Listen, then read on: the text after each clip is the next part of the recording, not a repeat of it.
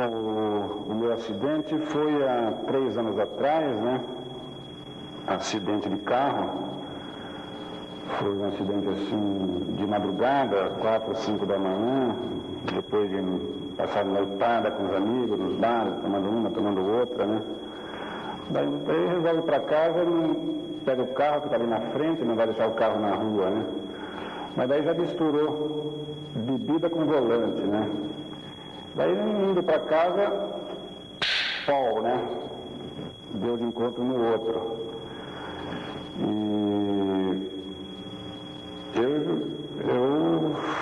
Meu pai foi me encontrar no pronto-socorro, assim, quase morto, né? Sem pressão arterial 0, né? Em coma, né? Daí ele que providenciou tudo, né? Me salvou totalmente, né? Quer dizer, eu até podia ter perdido uma perna ou perdido uma vista. Não perdi, graças a que o velhão chegou rápido e deu para tomar as providências, né?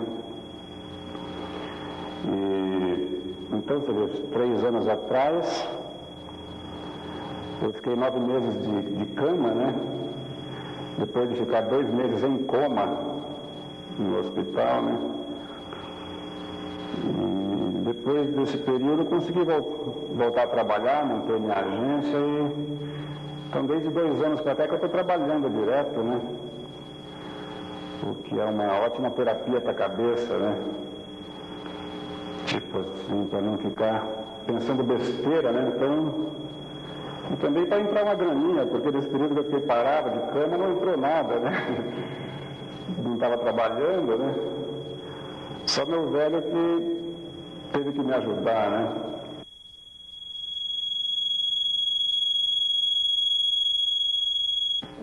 E estava esquecendo da memória. Porque eu levei a pancada, foi no lado esquerdo inteiro do corpo, né? Desde a perna, aqui a bacia, o ombro e a cabeça também foi atingida, né? Então, o olho tinha saído para fora, foi bastante feia a coisa na cabeça também, né? E uma das consequências disso é que prejudicou bastante a memória, né? A memória e a coordenação motora, né? Então, coisas assim de 1 mês antes do acidente eu já não lembrava mesmo, né? Depois, né? Não estava lembrado de nada, né? E para começar a trabalhar depois também foi meio difícil essa questão da memória, porque estava difícil de coordenar tudo, né? Tinha que anotar tudo, anotar e ter cuidado para não esquecer nada. Mas mal pus os pés no chão e alguém já entrava pelo quarto correndo, com um revólver na mão, uma pistola automática na mão e me encostava na cabeça. Está preso.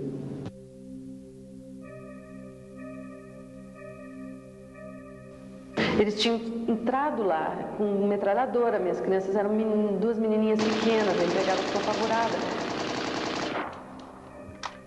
Eu abri a porta e eles se identificaram como agentes da Polícia Federal. E a primeira coisa que eu exigi, evidentemente na hora ali, era, bom, o que vocês querem? Ah, não, nós viemos fazer a prisão, vamos fazer uma busca. E eu exigi um mandato de prisão. Bom, quero ver se tem mandato de prisão, se está assinado, etc. E efetivamente eles tinham. Ali só tem um mandato de prisão, não tem mandato nem de busca, nem de apreensão. Disse, olha, eu faço o que eu quero.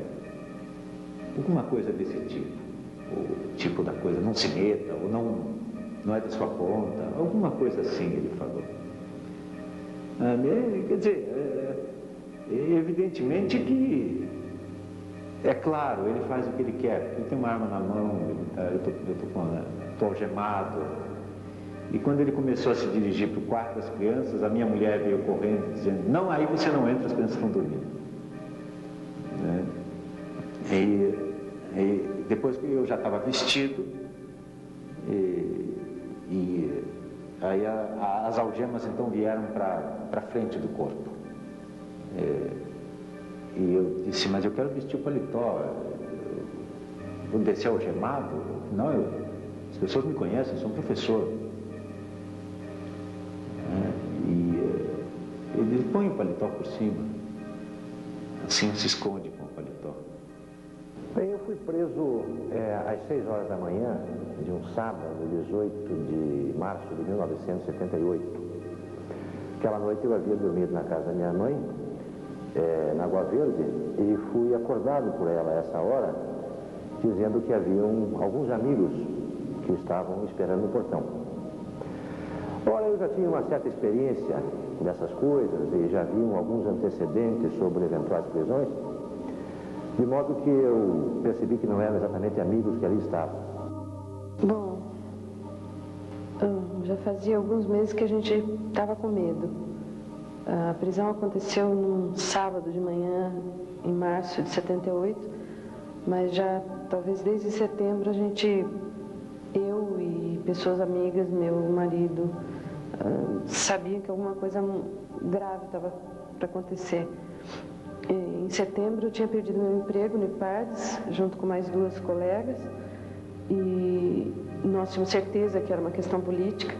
Nós tínhamos nos posicionado em relação a uma turma, vários do IPARDES que tinham sido mandados embora, que foram acusados de comunistas, tinham sido mencionados, enfim, numa lista do Silvio Frota. Bem, a minha prisão foi de madrugada, eram aproximadamente 3 horas da madrugada, quando bateram em casa e muito forte na porta. Estávamos minha mãe, eu e as crianças. Eu tinha 2 filhos pequenos de aproximadamente 5 anos e 3 anos. Nós fomos atender e eram alguns homens estranhos dizendo que eu estava presa, que iam me levar para a prisão. Perguntamos qual o motivo da prisão, e eles não diziam, eles falavam muito alto, entraram em casa. E eu pedia para que falassem baixo por causa das crianças que estavam dormindo e eu estava com medo de assustá-los. Troquei roupa e me levaram de casa. Eu acho que estava muito calor, eu estava dormindo nu, vesti um roupão e fui atender o portão. E quando eu desci, o Renaldo já tinha sido levado de roupão. Já me levaram para o carro, E a casa era muito cheia de janelas, de modo que eu vi do lado de fora muitos homens com arma na mão. Eles estavam rodeando a casa. E eu sabia o que isso significava, então a gente correu, fecha a janela, fecha a porta. Eles batiam na porta, sai, queremos falar com você. É uma das piores coisas que pode acontecer para alguém, né? De repente eu estava em casa, um sábado de manhã, esses dias para ficar à toa, e aparecem vários homens da polícia, dizendo que eram da polícia, não falaram em prisão exatamente, acho que falaram em ir para Caribe, com eles, acompanhar, para prestar depoimentos e coisas desse tipo. É uma coisa de muito susto, a gente fica assim, meio sem saber o que fazer, sem saber como agir. Alguns deles entraram, começaram a mexer nas coisas, e é uma coisa extremamente invasiva, né? Quer dizer, mexer em coisas que são suas, papéis que são seus, livros, coisas pessoais que estão... Eu acho que uma das piores coisas que de repente acontece com a gente, ou que aconteceu com muita gente nesse período todo de ditadura, é essa invasão da casa da gente, né? Porque é uma coisa que, de repente, eles tinham coisas pessoais lá e falavam disso depois na cadeia. É muito humilhante, é muito... Quer dizer, de fato, ninguém pode invadir ninguém dessa maneira, né? Eu acho que é muito bruto e muito sem qualquer sentido, né? Eu estava em Maringá, trabalhava numa pequena empresa que vendia material elétrico e fazia instalações elétricas. Eu fazia os projetos elétricos lá nessa empresa. Estava trabalhando, era um sábado de manhã, trabalhava na sobreloja dessa empresa, quando chegou um senhor para conversar comigo. Os meus filhos que estavam em casa, o mais velho de 6 anos, o Fernando, chegou para mim e disse: mãe, por que você está desse jeito, tão nervosa? Aí eu disse: olha, Nando, essas pessoas que estão aí não são meus amigos e eu não gosto deles. E ele aceitou aquilo. E eu li imediatamente para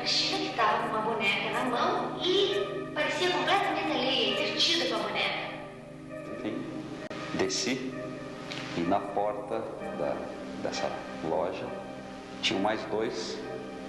E aí eles chegaram e disseram: nós somos da Polícia Federal, viemos te buscar, precisamos conversar com você. Eu não imaginava que ele estivesse preso. Inclusive, foi interessante porque eu me lembrei. Em casa, eles chegaram a perguntar para mim: que deu o Paulo? E eu disse que eu não sabia. O Paulo estava viajando, eu não sabia o paradeiro do Paulo. E achei esquisito que eles aceitaram aquela resposta, que era uma resposta assim como a mulher não sabe onde está o marido. Né? Mas eles ficaram tranquilos porque, claro, já sabiam onde estava o Paulo, já estavam prendendo o Paulo. Né? Quando me empurraram porta fora e tinha um veículo parado à frente que era um Volkswagen cor clara, dentro do qual os dois agentes me empurraram e me pondo no assento traseiro. Ao entrar forçado assim, minha perna bateu no tapete e levantou a ponta do pé, levantou sem que eu tivesse essa intenção. E de repente eu olhei e tinha máscaras, e tinha algemas, e tinha capuzes, várias coisas debaixo do assento do carro. Então fiquei apreensivo de que meu destino não estava definido. Até aquele momento, no primeiro momento, inclusive, eu imaginava que ia ficar em Maringá. Aí começou a viagem, foram indo para a estrada, eles conversavam entre eles de uma forma que foi me atemorizando. Eu imaginei que eles poderiam me matar. Eu fiquei meio assustado, estava extremamente tenso naquela hora, porque desconhecia o motivo da prisão. Eu falei: bom, esses caras vão me matar. E era uma veraneio, estavam dois na frente, um atrás comigo, e eu estava na porta, justamente na porta que dava para o meio do asfalto. Então eu pensei: antes que eles me matem, eu me mato. Não vou abrir essa porta aqui nessa velocidade, eu caio nesse asfalto, não sobra nada. Mas fiquei o medo de me matar foi maior do que o medo que eles me matassem, e acabei não abrindo a porta, né? E nós continuaram até assim, se eu por acaso apresentava alguma coisa, Volks, não branco, respondiam. E esse que era, por coincidência que eu achei com jeito de ave, ele se cognominava Falcão, e parecia realmente um falcão. E ele dizia: a operação está em andamento, a operação foi um sucesso, ou qualquer coisa desse tipo, num rádio, um walk-talk, ou qualquer coisa assim. Não sei se era um walk-talk, era um rádio desses de faixa de cidade. E nós fomos levados, isto é, eles me levaram para uma sala e tinha escrivão, tinha mais 2, 3 pessoas lá, e o atirador lá, o gunfighter, me apresentou: esse é o cabeça, este é o Valmor Vassilino. O primeiro dia foi essa coisa assim, tirar fotografia, fazer exame médico, nada assim muito assustador ao mesmo tempo, mas a gente não estava entendendo bem. De repente acho que a gente estava achando que talvez fosse uma coisa rápida, que eles fossem fazer algumas perguntas e que a gente fosse sair logo. E também não, quer dizer, tinha medo danado do que podia acontecer, se iam nos bater, se iam machucar, porque são coisas que a gente sabia que eram comuns, né, naquela época. E quando cheguei, já deviam, sei lá, 7h30, 8 horas, por aí, e quando fui colocado na cela, já estava lá o Manfredini. A cela em que ficamos, o Idésio, o Reinaldo e eu, era uma cela partimos aqui da porta, era uma cela que media de largura uns 2 metros, mais ou menos até aqui, não é isso? E uns 3 metros até aqui. Então 2 por 3, 3 e pouco. Havia aqui um beliche, 2 beliches, um beliche aqui. A cela era um lugar meio sujo, né? Eu acho que o problema principal é estar preso, é estar fechado, não conseguir sair, não conseguir saber o que vai acontecer daqui a pouco. Havia o banheiro. Aqueles banheiros próprios de celas e prisões, aquelas privadas turcas, né? É visível a quem estivesse na cela. Não tinha porta, tinha que ser aberta para todo mundo ver, e não tinha também uma privada, era só um buraco no chão, você tinha que se agachar, né? Então, assim, para quem é bem educado, fica chato. Então eu preciso eu preciso ter, ali pelo menos parece que tinha uma pia, parece que tinha papel higiênico, porque eu tenho necessidade de me lavar depois que eu vou ao banheiro. Então, eu precisava que tivesse água, pelo menos. E me parece que eu devo ter ficado uns 3 dias sem ir ao banheiro.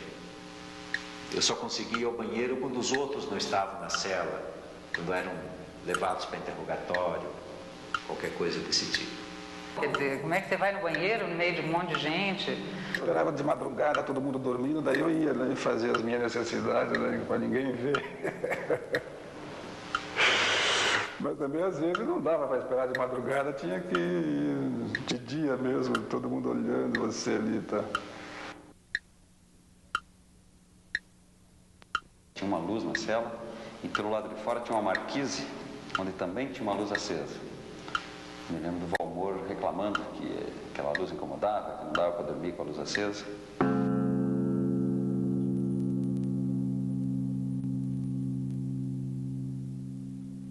Aquela luzona em cima da gente, né, que acho que é uma medida de segurança deles para sempre que precisar chegar o carcereiro e olhar, né, para não ficar escuro lá dentro da cela, para ele saber ter o controle melhor do que está se passando, né. De vez em quando sempre passava um carcereiro ali, dava uma olhadinha para ver como é que estava. Mas eu me lembro que se dormia com a luz acesa, eles não apagavam as luzes dentro da cela?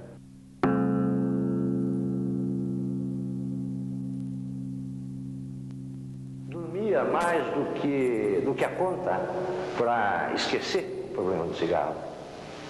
Eu me lembro que logo ao primeiro interrogatório eu ensaiei pedir um cigarro ao interrogador. Não me parecia algo muito digno, digamos assim, mas a necessidade do cigarro era muito grande.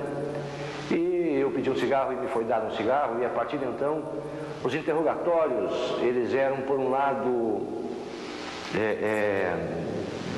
terríveis, amedrontadores pelas ameaças que continham, mas de certo modo quando eu era chamado para subir, para depor, os depoimentos ali em cima, no primeiro andar, em certa medida eu era também chamado para fumar. Comecei a fumar mesmo na primeira vez que eu fui presa. Tinha pouca coisa para fazer e o cigarro estava lá, disponível, 70. E fumei durante 13 anos. Depois, fora da prisão, é mais fácil. Parei de fumar. Aí um dia eles chamaram nós dois para uma cariação. E nessa cariação sentamos frente a frente e perguntaram para mim: Manfredini, ele te mostrou esse documento? Eu disse: mostrou. Aí perguntaram para o Manfred: você mostrou esse documento para o Paulo? Ele disse: não mostrei. Repetiram a pergunta 2, 3 vezes. Não tinha jeito, a conversa não batia. Falaram: bom, um dos dois aqui está mentindo. E aí nessa hora o Manfred teve uma presença de espírito e disse: não, o Sá está dizendo isso porque ele quer ser solidário comigo. Nossa amizade, chutou lá 25 anos, eu conhecíamos desde o berçário. Mais de 20 anos, a gente é amigo, ele está querendo dividir essa responsabilidade comigo, mas é mentira dele. E eu disse que o Manfred estava dizendo aquilo para ser solidário comigo, mas era verdade o que eu estava dizendo. E eles se perderam, depois falaram: eu não sei mais o que é verdade, o que é solidariedade nisso daí, e encerrou a história por ali.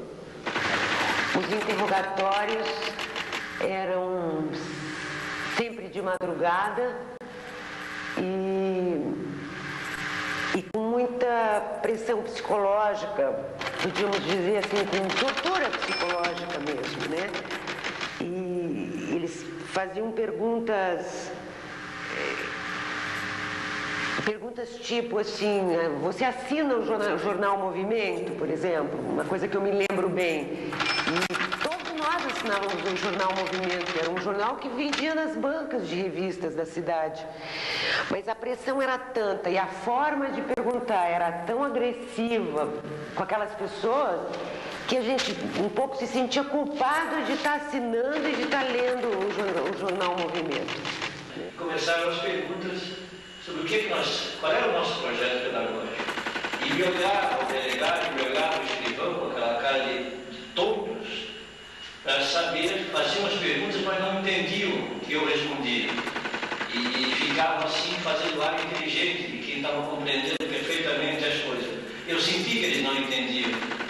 E quanto mais eu tentava explicar, menos eles sintonizavam. Quando falava em Piaget, falava em Vygotsky, falava em Freinet, falava em Henri Vallon, falava na pedagogia moderna, eles com cara de tonto olhavam para mim e diziam assim, mas é isso aí? Por que essa educação assim?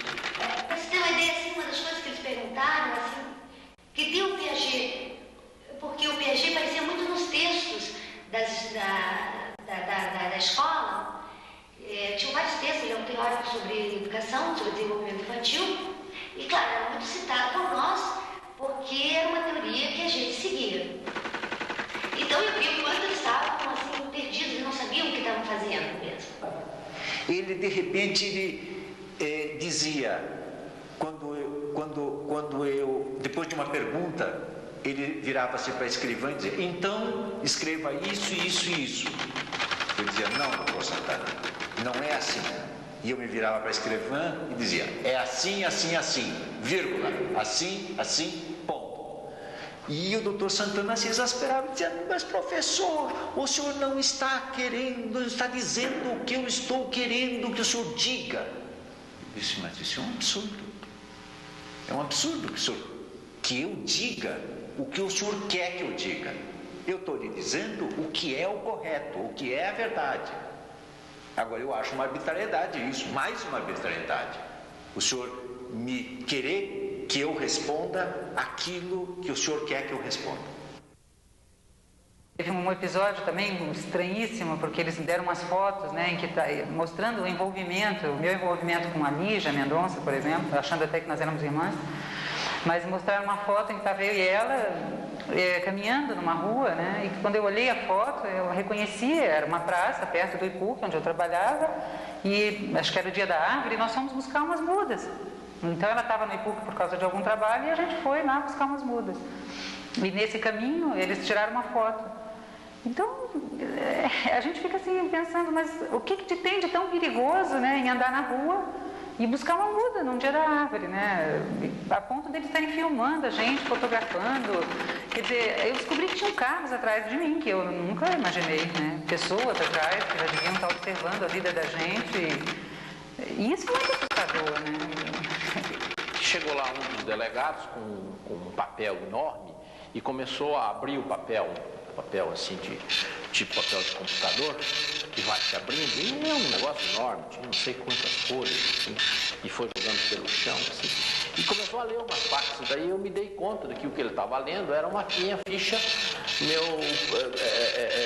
policial que a ditadura tinha, que os organismos de segurança tinham do que eu tinha feito na minha vida política, profissional, que fosse, e realmente era um negócio extenso. E depois dele ler algumas partes, ele, de modo assim, extremamente ofensivo, de um modo assim, até brutal, da forma como se dirigiu a mim, ele disse, olha, eu acho que você tem sorte de estar vivo ainda, e nem sei por que você está vivo, como se disse, pô, que pena que você não morreu. O que você está fazendo de tão sério, de tão grave, né? Que mobiliza todo um aparato enorme da polícia, né? Eu fico sempre me perguntando nos cursos, quer dizer... Imagina bem, quanto que eles gastaram para fazer toda aquela operação, né, para pegar todas aquelas pessoas e para estar observando a vida daquelas pessoas há tanto tempo. Tinha morrido, mas enfim, os métodos do Fleury eram notavelmente violentos, né? E então a ameaça de tortura, né? Em São Paulo, daí já fomos direto para o pau, né? Para o interrogatório em cima de pau. Quer dizer, tortura mesmo, né? Com o Fleury era isso que acontecia, claro. E fui preso eu e um outro companheiro e a Sueli também, né? Eles tinham a minha ficha e o grande interesse deles na conversa comigo tinha a ver com a prisão em São Paulo, o que é que tinha acontecido. E quando eu relatei o tipo de tortura que houve lá, o fulano que estava interrogando aqui não acreditou, quis fazer uma espécie de tortura para ver se era verdade o que eu tinha dito, me deixando em pé, parada, dizendo: você não vai suportar, você não deve ter suportado aquilo lá, você não vai suportar isso também. E lá me deixou hora tanto em pé, até que eu, numa vez que ele entrou, disse: olha, eu estou grávida, se alguma coisa acontecer, a responsabilidade vai ser sua. E uma das coisas terríveis foi esse mexer com a privacidade, mexer com a vida pessoal, porque eu sabia que Curitiba era muito mais conservadora que São Paulo. Eu sabia que eu e pessoas da minha amizade fazíamos algumas coisas que talvez para outras pessoas pudessem, mas isso não interessa quando isso é tua vida particular. Como essa foto minha grávida, eram 3 painéis muito bonitos que a gente amava mesmo, que as minhas crianças curtiam muito de saber que aquela barrigona redonda era uma delas que estava ali dentro, nenezinha, tinha sido uma grande amiga que me fotografou. Então era uma coisa muito particular minha que estava na parede do quarto onde eu morava, minhas filhas e meu marido. E isso é levado, devassado, levado lá para mostrar para a imprensa e como para associar que as pessoas, além de comunistas, elas eram imorais, elas eram, enfim, safadas, degradadas. Então essa é uma associação horrível e perigosa, né, de realmente tornar o outro distante, não tornar um ser humano.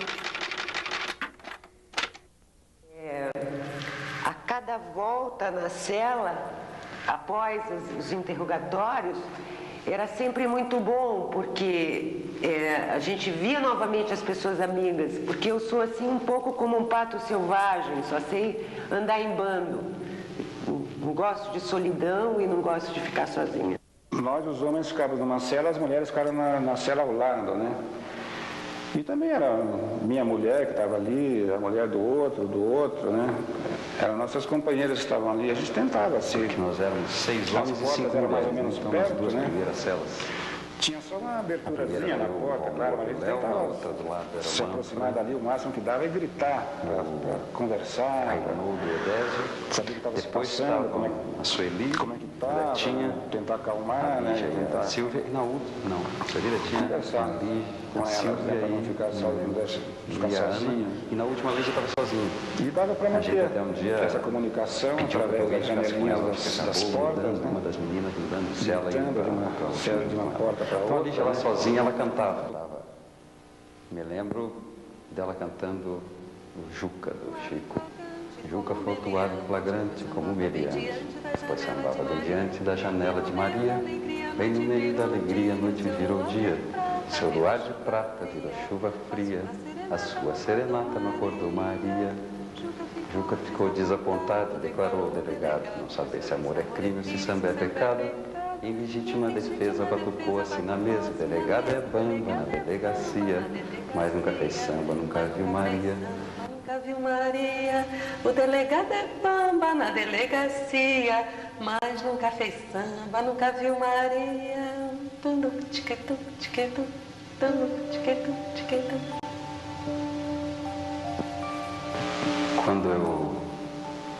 Quando eu soube que a minha mulher também estava presa, me preocupou os meus filhos. O Paulo, que estava na cela ao lado, ele descobriu ali na hora, me chamou e disse que estava ali. Mas uma coisa que me preocupava era essa semana que a gente esteve preso, foi a semana de véspera da Páscoa. E em casa eu sempre fazia uma brincadeira com eles, preparava ninho, né, com ovinhos de Páscoa, não só no domingo da Páscoa, a gente escondia os ninhos para eles procurarem, mas na semana que antecedia a Páscoa, eu já vinha fazendo isso desde que peguei pequenininhos. Esse sábado de manhã foi sábado de sol, normal, tanta gente, e eles entraram pela cozinha, era uma casa muito simples, essa casa onde eu estava com esse que foi depois meu segundo companheiro, né, durante muitos anos. A gente estava começando um relacionamento, então era uma situação super complicada, embora meu marido soubesse, a gente estava tudo muito conversado, mas era doído, era muito doído, a separação era doída, o novo relacionamento era tudo que é uma paixão, complicado também, e ele também estava se separando da mulher dele, então já estava fora da casa dele, e essa casa era uma casa onde a gente foi se ele foi ficar hospedado e a gente passou. Esse é um assunto difícil também, porque são coisas aí que se misturam as coisas, né? Se misturou muito esse envolvimento todo que a gente teve, político, que daí teve várias repercussões e tal, com essa coisa pessoal, né? Que eu estava vivendo um momento muito diferente, muito especial nessa época, né? Eu era casada com um rapaz que chamava Renato Mendonça e nós estávamos separados, porque eu tinha me apaixonado por um outro rapaz e estava vivendo com ele. E o Renato, acho que é difícil falar disso, mas um rapaz curitibano, lá 17 anos atrás, eu acho que ele foi maravilhoso, porque ele entendeu a situação, sofreu, chorou, mas entendeu que eu estava apaixonado por outro rapaz e tentou levar isso de alguma maneira, né? Continuou gostando de mim, me respeitando. E quando aconteceu o episódio, ele teve uma atitude muito bonita, porque de fato ele assumiu oficialmente, novamente, o papel de marido, né? E eu acredito que... Eu acho raro, entendeu? Quer dizer, eu acho que os rapazes que estão por aí, as pessoas, da maneira como elas pensam, fechadas, né? As cabeças das pessoas curitibanas, eu acho que são extremamente reacionárias para essas coisas de comportamento e tal. Ele simplesmente podia ter, né, dito que não tinha mais nada a ver com isso. Mas não, ele acabou se juntando ao rapaz com quem eu estava vivendo, ao Jari na época, e foram à luta, né? Viviam para cima e para baixo, diz que o pessoal é que conta, brincam, que eles estavam sempre juntos para cima e para baixo, ou na igreja, ou indo falar com não sei quem, ou conversando com alguém para tentar tirar a gente, né? Uma sacola com roupas, algumas roupas que a minha mulher tinha mandado, chocolate e remédios contra a dor. E eu percebi por que é que ela mandou os remédios contra a dor. Eu tenho dor. Eu já tinha naquela época, continuo tendo, eu tenho uma hérnia de disco, que me dói, só quando eu levanto peso, quando eu faço algum tipo de exercício mais pesado, não é? Agora, possivelmente havia uma perspectiva de que nós fôssemos torturados e ela deve ter pensado que aqueles remédios poderiam ser para amenizar um pouco isso. Nós éramos vigiados, porque nós não podíamos fazer nada e ter nada ali que não fosse o permitido, que tivesse porventura entrado. Eu voltando do banho, percebi que na mesa do lado ali tinha papel e caneta, né? Putz, papel e caneta para 4 marmanjos presos é uma ótima, seria para fazer o que for, um bilhetinho para a família, um desenho, uma brincadeira, sei lá, né? No dia seguinte, voltando do banho, eu fui com aquilo na cabeça, eu vou pegar aquele papel e aquela caneta. E o carcereiro foi na frente, eu consegui, peguei, escondi no roupão. Daí entrei na cela, né, tinha tomado banho e tal. Daí, se eu fosse aproveitar aquilo para desenhar, para escrever, era uma distração só para mim. Eu pensei, vou usar isso para todo mundo brincar um pouco, né? E pensei, vou fazer um baralho com esse papel e essa caneta, vou desenhar um baralho aqui, né? E jogávamos o baralho escondido, ficávamos jogando ali entre nós ali, e cuidando para que a gente não visse que a gente tinha feito um baralho, que estava jogando, etc. Na verdade, era uma pequena janelinha que havia na parte de cima da cela, exatamente ao lado do meu beliche. Aí ali era um pouco o meu plantão, o meu posto de visão, de escuta. Ali me chegava, por exemplo, e isso era uma sensação de liberdade significativa, o cheiro da carne que estava sendo assada na churrascaria Caça e Pesca, que eu aspirava todas as noites. Às tardes, naquele posto de vigília, digamos assim, eu via um casal de velhinhos que colhiam goiabas no pomar da sua casa, exatamente vizinha à Polícia Federal. E o andar dos velhinhos, a conversa dos velhinhos, o gesto da colheita lenta, para mim era liberdade. No Baldinho do Amaral, o movimento dos carros, por exemplo, os sons dos carros indo e vindo, era uma expressão que eu achava máxima do ponto de vista de poder ir e vir enquanto eu não poderia ir e vir, a não ser nas dimensões de 2x3 daquela celinha, ainda assim, sob coação. Nós quebramos um pouco isso, às vezes. No primeiro dia, nós, na minha cela, começamos lá e o movimento, eu chutei, esmurrei a porta da cela e berrei, porque precisava de algumas coisas básicas, como pasta de dente, como escova, como papel higiênico, toalha. Isso deu uma certa impressão de que sobrava alguma coisa, né, de liberdade. Mas o mais difícil, do ponto de vista da ausência da liberdade, eram os entardeceres. Eles são, naturalmente, depressivos, para mim, pelo menos. E um dia, eu acho que foi nos primeiros dias, num desses entardeceres, a Lígia começou a cantar na cela ao lado. Sabe-se lá por que começou a cantar? Mas o fato é que começou a cantar o Carinhoso. E aquilo dava uma sensação de paz muito grande. Coração, não sei porquê, bate feliz quando te vê, e os meus olhos ficam sorrindo, e pelas ruas vão te seguindo, mas mesmo assim foges de mim. Oh, se tu soubesses como eu sou tão carinhosa. Houve uma noite, até já tinha passado alguns dias, em que os policiais organizavam uma certa algazarra nos corredores. Eles falavam continuamente, eles falavam assim, tipo, é hoje que o pau vai comer, e batiam também nas celas. Passado alguns dias, eles disseram que eu seria solta. E saímos da cela e fomos caminhando pelos corredores e essa coisa de você vai ser, até o processo de dizer você vai ser solta, você vai voltar para casa, e até o momento de ter certeza que eu ia voltar para casa, foi uma coisa assim que demorou algumas horas. Nós saímos da cela e fomos para uma outra sala, e para outra sala, e alguém batia a máquina e perguntava coisas, e a gente voltava. E isso foi dando uma insegurança muito grande, porque encontrei o Léo nessa saída, o Léo Kessel, que também seria solto comigo, e a gente não saía. Eu não conversei com ele, mas eu sei que o medo que eu tinha era de que nós não iríamos para casa, nós iríamos para outro lugar, sozinhos.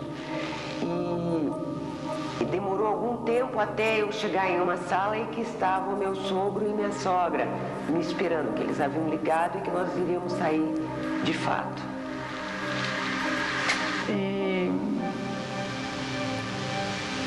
E a minha libertação só não foi mais completa de imediato porque algumas pessoas ainda ficaram presas, né? O Reinaldo ficou preso, o Edésio ainda estava preso, mas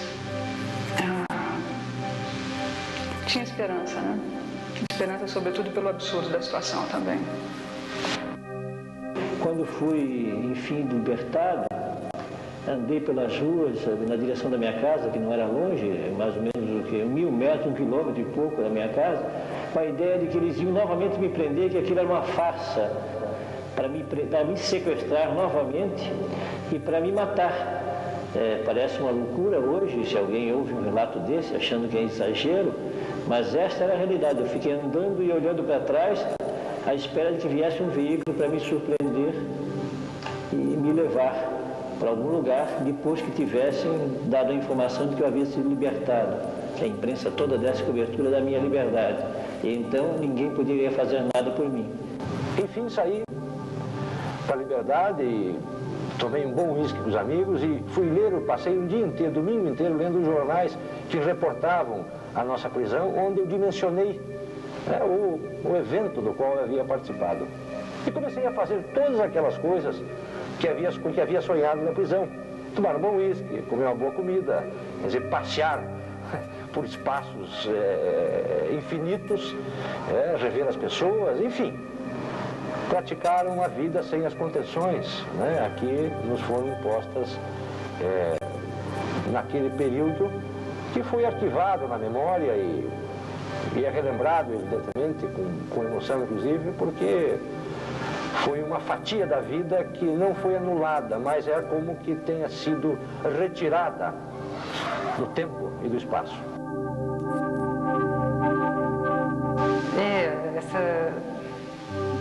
Isso de estar contido num lugar, né? E não poder sair. Eu acho que tem até hoje algumas dificuldades com isso de ficar fechado, né?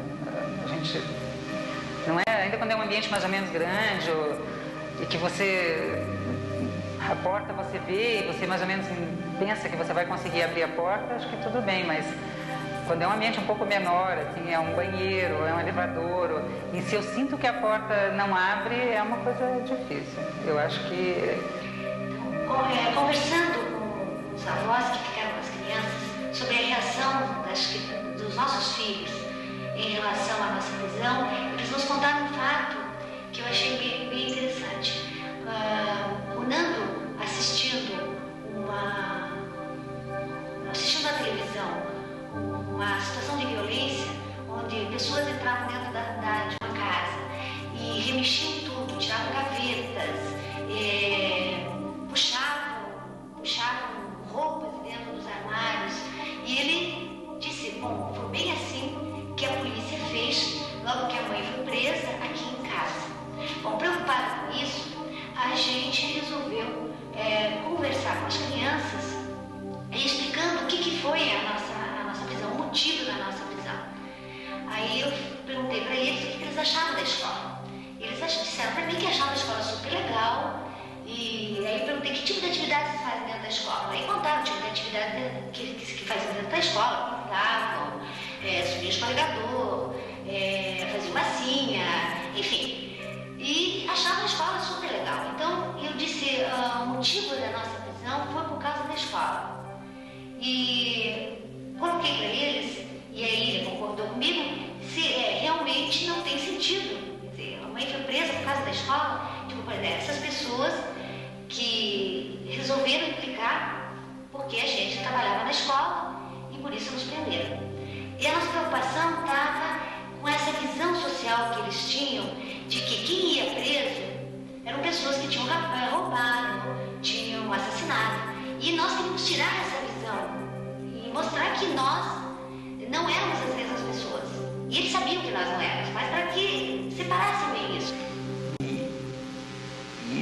E me puseram numa veraneio e me levaram em desabalada carreira pela cidade, furando sinal, com sirene aberta, uma coisa tão absurda, não tinha sentido nenhum. Inclusive, cheio de jornalistas na frente da Polícia Federal, eles me disseram, abaixa aí. Mas, sabe, se eu estava sendo libertado, se eles estavam me levando, me devolvendo, porque eu disse, eu quero que vocês me levem até em casa, porque eles iam simplesmente me soltar na porta. Não, eu quero que vocês foram me buscar em casa, eu quero que vocês me levem até em casa. Aí foram um motorista, um agente na frente, 2 de cada lado atrás, e eu no meio, para me devolver, para me mandar para casa. E furando todos os sinais, e com aquela sirene aberta. E parecia uma brincadeira para eles, parecia assim que estavam fazendo um rally, uma festa. E o da frente, para o motorista, toca, toca, toca, toca. Ele fazia menção de parar no sinal, toca, toca, toca. Quer dizer, sabe, uma coisa irresponsável, uma coisa sem sentido. Sem sentido, uma sirene é uma coisa séria. A gente aprendeu que a sirene é uma coisa séria. Mas, não, a sirene aberta, todo mundo dando passagem. E o objetivo, me deixar em casa, com toda a pompa e circunstância que foram me buscar, do mesmo jeito. Essas coisas passaram muito tempo e até hoje me sinto em dificuldade de reproduzir. Eu acho uma situação inverossímil. As pessoas que não passaram por isso talvez não tenham condições nem sequer de imaginar o que seja. Ou então idealizem de uma forma cinematográfica e romântica que não bate em nada com a real e com o pânico e o pavor que se estabelece sobre as pessoas que não têm proteção de nada. Inclusive, antes de eu sair, eu disse, eu quero me vestir, pôr meu paletó, minha gravata. Aí a moça que queria ser minha aluna disse, o senhor quer sair daqui tão elegante como quando chegou, não é? Eu disse, eu ando sempre desse jeito. Mas não é verdade, eu não ando desse jeito. Mas eu ando sempre desse jeito, eu disse para ela. Aí ela, inclusive, ela foi uma das que me deu a mão. Disse, muito prazer, professor. E disse de novo, eu queria ser sua aluna. Me levaram para casa, me entregaram para minha família. Tinha muita gente na minha casa, jornalistas estavam lá. Minha mulher assinou um recibo e eu fiquei lá.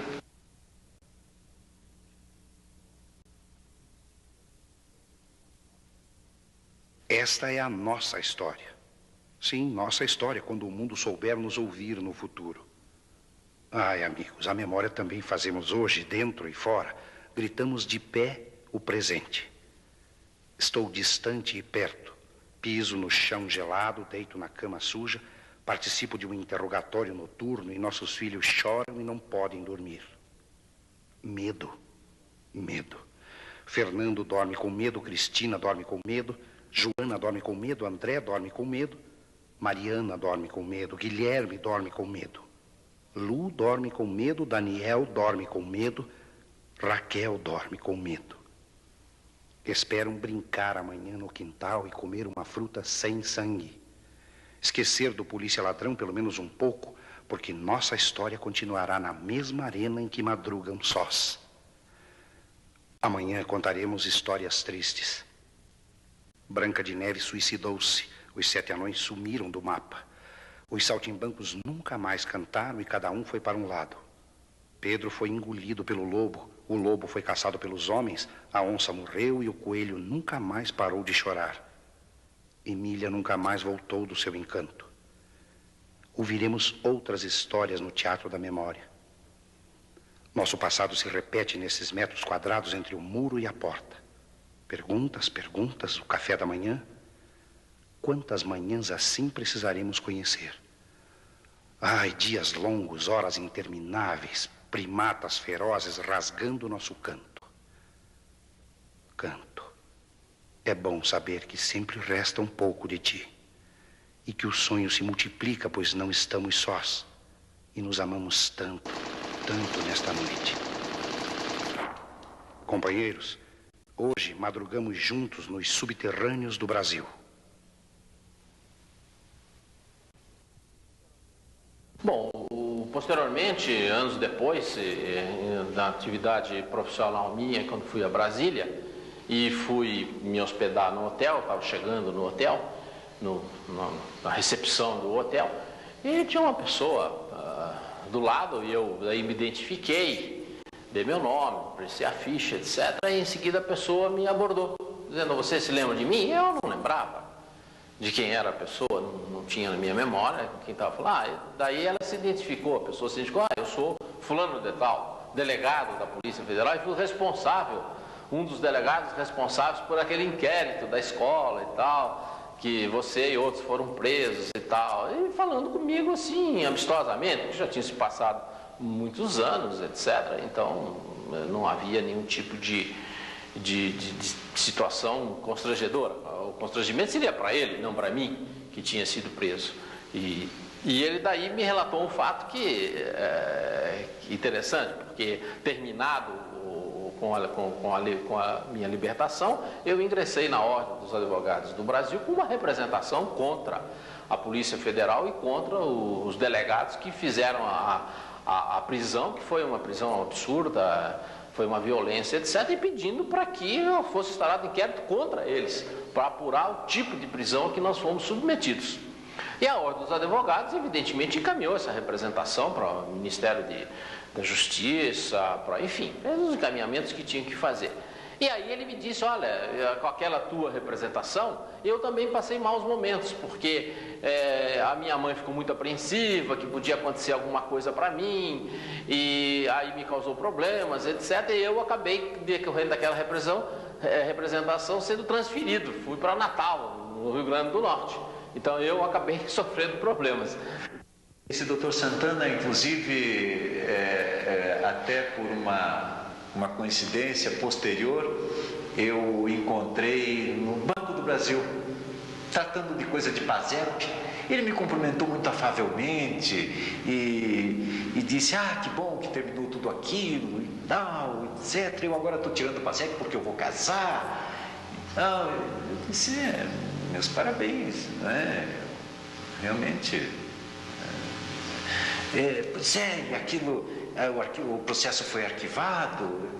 Pois é, o que eu estranho, o que eu acho o absurdo da coisa é que o processo foi arquivado depois de uma arbitrariedade que simplesmente nos levam para lá, nos libertam, o processo é arquivado e ninguém nem pede desculpas. Não, o senhor sabe como é que é, nós somos funcionários, afinal, o senhor também é funcionário, a gente está cumprindo ordens, esse é o nosso trabalho. Eu não lembro o que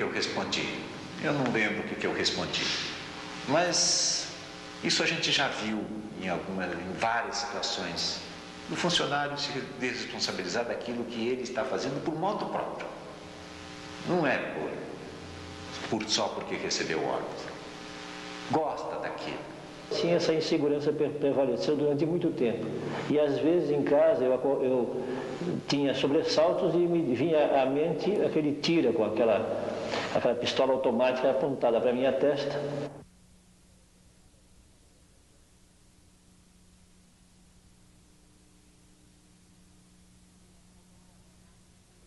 Agora, faria tudo de novo.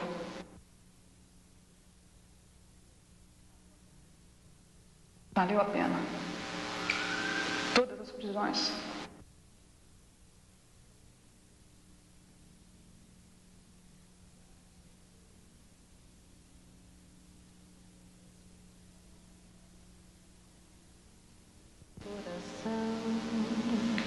Não sei porquê, bate feliz quando te vê. E os meus olhos ficam sorrindo e pelas ruas vão te seguindo, mas mesmo assim foges de mim. Se tu soubesses como eu sou tão carinhosa e o muito, muito que eu te quero. E como é sincero, meu amor, eu sei que tu não fugirias mais de mim. Vem, vem, vem, vem, vem matar essa dor nos olhos meus, à procura dos teus. Vem matar essa paixão que me devora o coração, e só assim então serei feliz, bem feliz. Meu coração, não sei porquê, bate feliz quando te vê, e os meus olhos ficam sorrindo e pelas ruas vão te seguindo.